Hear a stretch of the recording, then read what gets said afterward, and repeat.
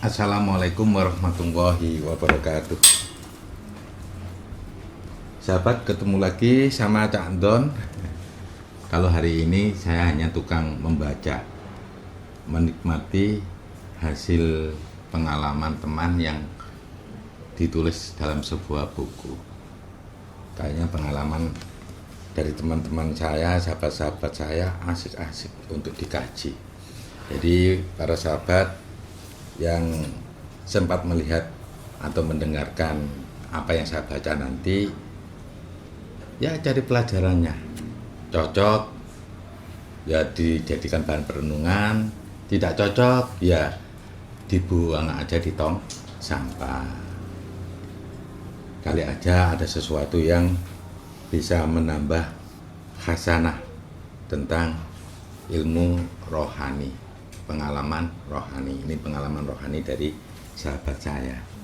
Ini terjadi pada tanggal 20 Agustus 2020 5:05:00. Nah, ini ceritanya, kalau di sini ada kronologinya di sini. Jadi si teman saya ini ke satu tempatnya Yang Maha. Nah, ketepatan pas ke sana, Tuhan tidak terlihat duduk di kursinya. Tuhan terlihat berupa butiran-butiran yang menyebar di antara tumir. Jadi tumir ini yang pernah saya jelaskan adalah tim urusan misi ilahi rohani. Jadi sahabat saya ini mencari di mana Yang Maha Suci itu berada. Akhirnya salah satu butiran sinar tersebut berubah menjadi sosok, yaitu tidak lain adalah Yang Maha Suci. Tuhan Maha Suci berjalan di kursinya tanpa ada sepatah kata apapun. Sahabat saya berdiri membelakangi Tuhan.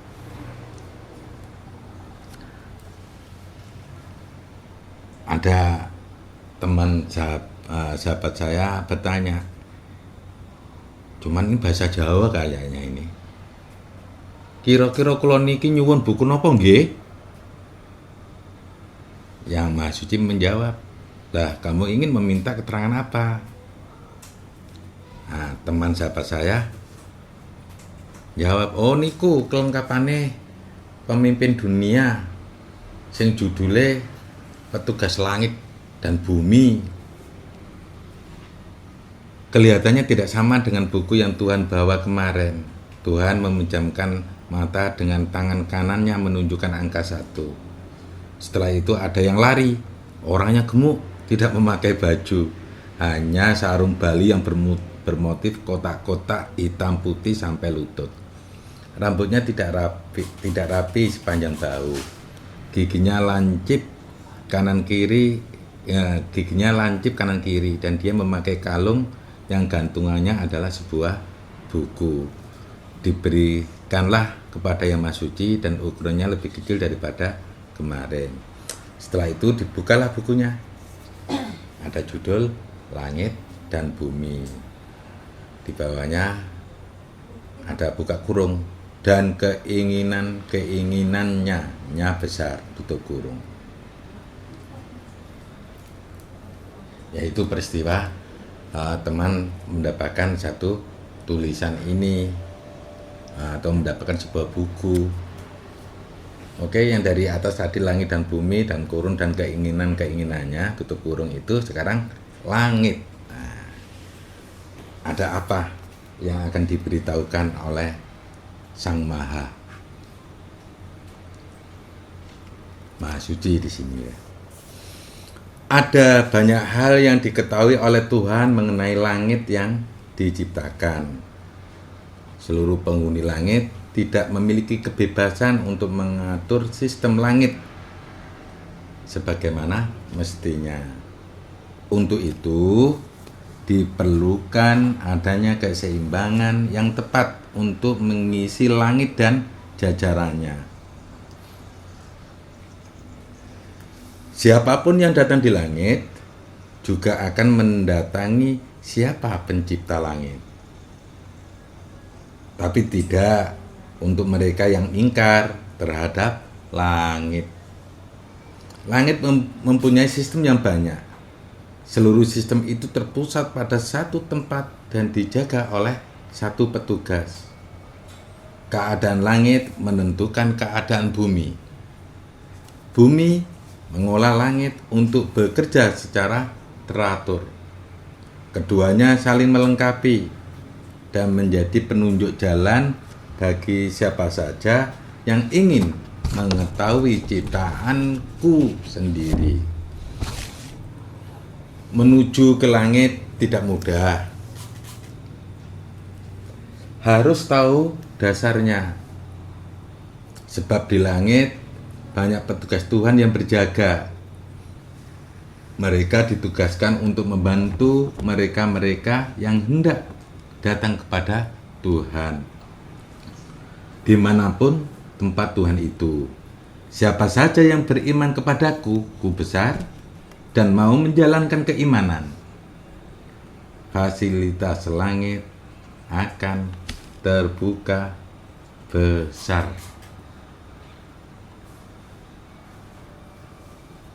Jadi bisa disimpulkan bahwa langit adalah pemegang kunci pertemuan.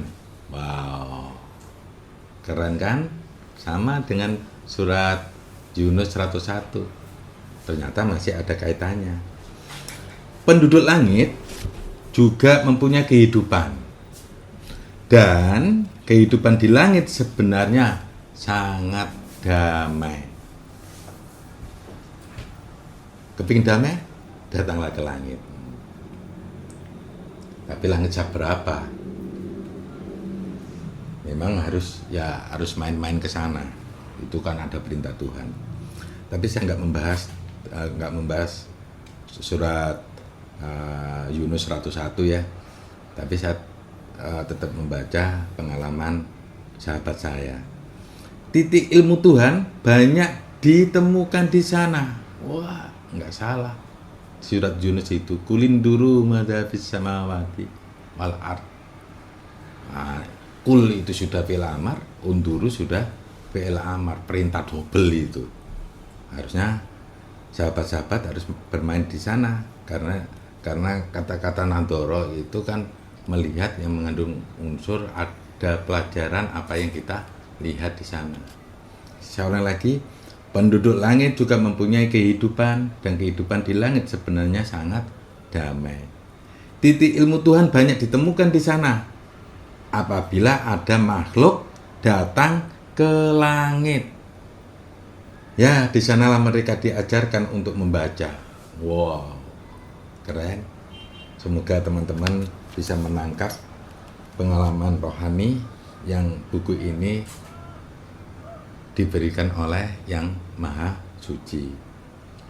Orang yang semangat membaca keadaan langit atau suasana langit atau ilmu di langit, orang tersebut akan dinantikan oleh Tuhan dan mendapatkan undangan dari Tuhan untuk datang kepadanya. Sahabat, datang ke langit, kalian akan diundang oleh Tuhan untuk bertemu. Wow, berarti ada rahasianya surat Yunus 101 itu. Kalau kalian datang ke sana, maka kalian otomatis akan terundang di singgasananya Tuhan. Akhirnya kalian tidak menyembah nama lagi, tapi menyembah pemilik nama.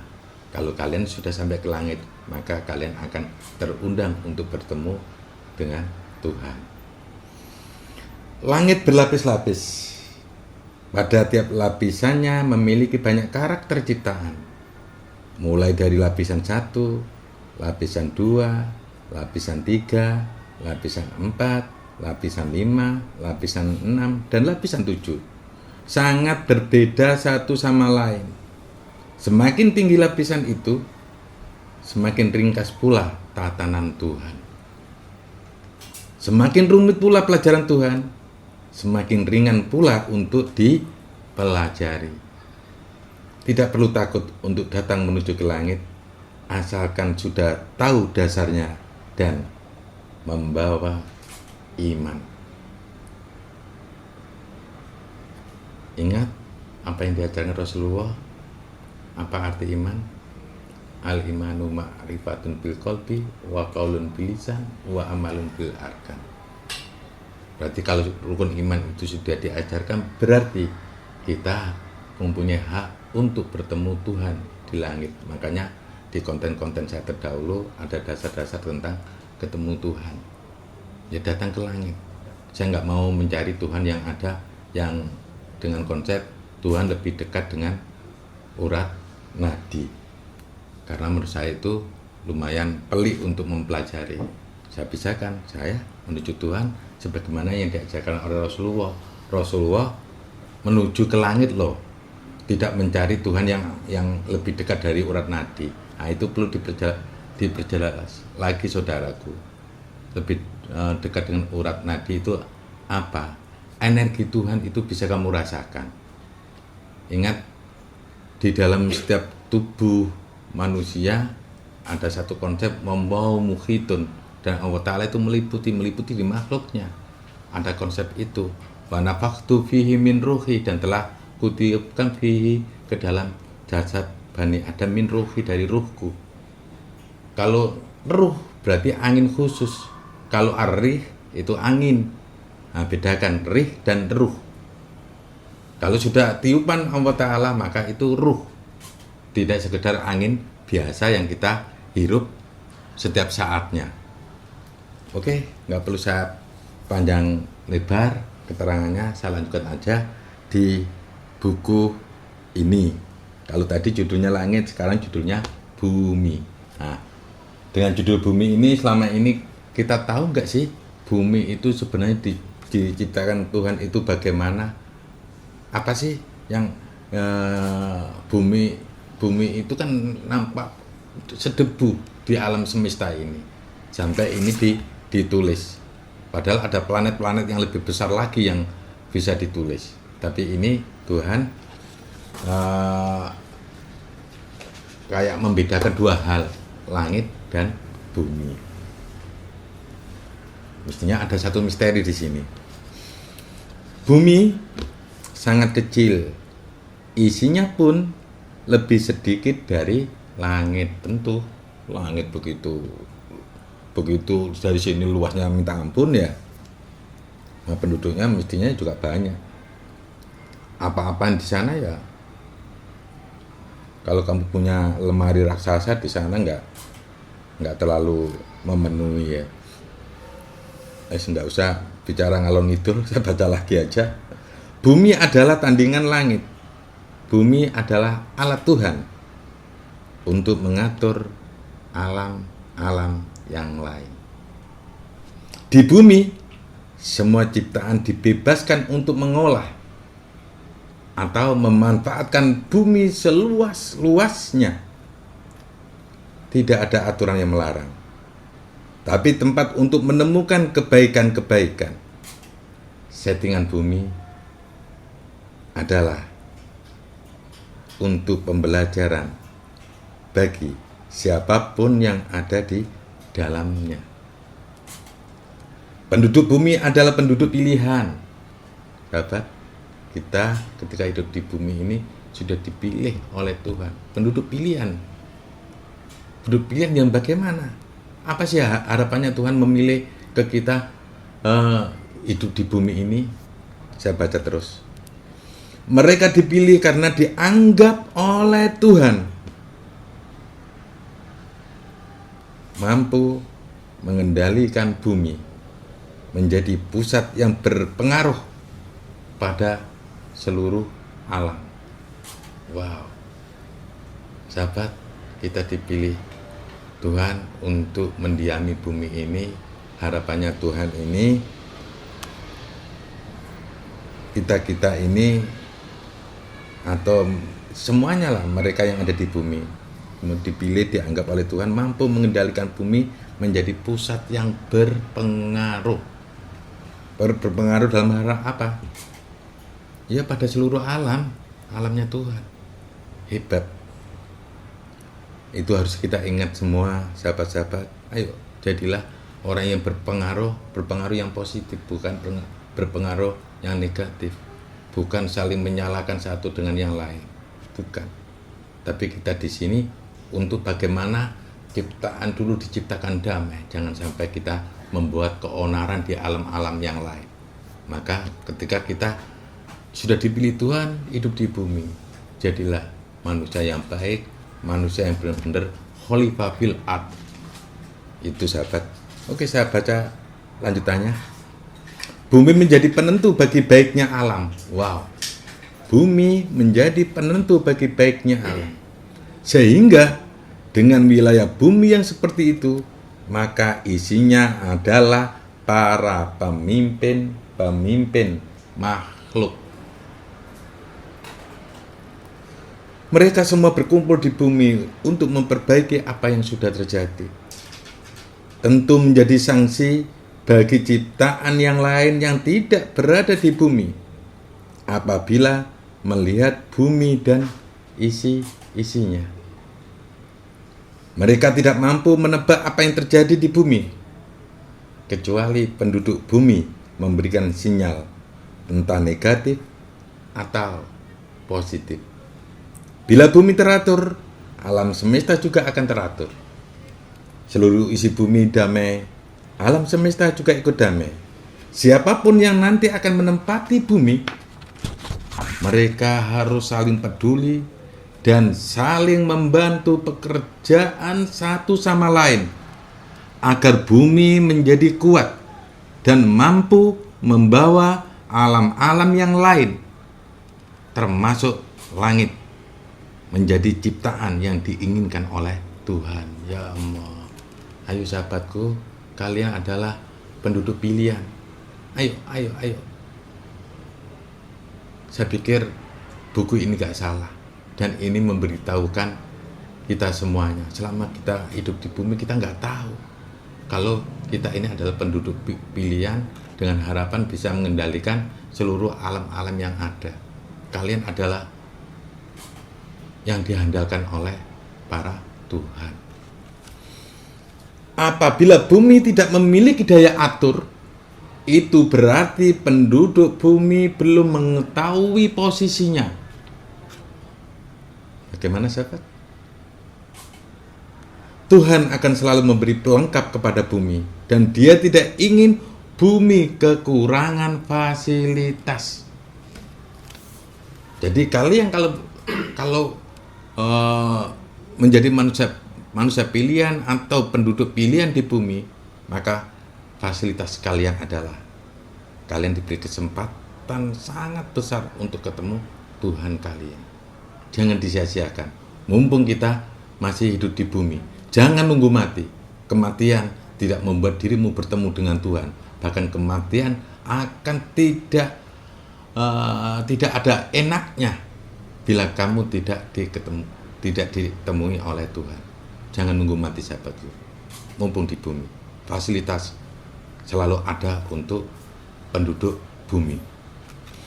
Saat aku menulis tentang bumi, aku ini maha suci. Sudah kulihat bagaimana perjalanan bumi ke depan, walaupun hanya kira-kira saja. Tuhan pasti memikirkan bagaimana penduduk bumi menjadi baik dan selalu ingat kepadanya. Ya, itulah diperlukannya petugas Tuhan. Petugas Tuhan diturunkan Tuhan dari bermacam-macam alam dan keadaan. Salah satunya dari langit. Yang kemudian mereka dipanggil Tuhan untuk mendapat bimbingan dari Tuhan. Sekali lagi, yang kemudian mereka dipanggil Tuhan untuk mendapat bimbingan dari Tuhan langsung dan diajarkan bagaimana caranya bertugas. Bila saatnya tiba dan Tuhan sudah sepakat untuk membenahi bumi, maka petugas itu akan diturunkan. Setiap petugas mempunyai bidang garap masing-masing, yang pastinya petugas yang akan datang akan menyempurnakan petugas sebelumnya. Semua itu dilakukan oleh Tuhan untuk keseimbangan bumi, dan bumi menjadi alat penyangga alam semesta. Biar bumi kuat, kokoh, dan mengajak seluruh alam bertuhankan satu. Tuhan dengan sifat Esa, ya dialah sosok yang menyayangi bumi. Nah, ini ada lembaran berikutnya. Lembaran berikutnya, ya judulnya terjadinya damai antara langit dan bumi, Tuhan membuat rencana baru. Ini judulnya. Semoga judul ini bisa membuat sahabat-sahabat mengangan-angan, tapi ini akan saya baca pada saat pertemuan kita nanti. Dan kita sekarang sudah mendapatkan satu wawasan tentang pengalaman sahabat saya tentang langit dan bumi. Semoga wawasan ini bisa menyadarkan kita semua yang berada di bumi ini bukan menjadi perusak alam, tapi kalian dijadikan makhluk andalan Tuhan untuk membuat alam menjadi semakin damai dan teratur. Wassalamualaikum warahmatullahi wabarakatuh.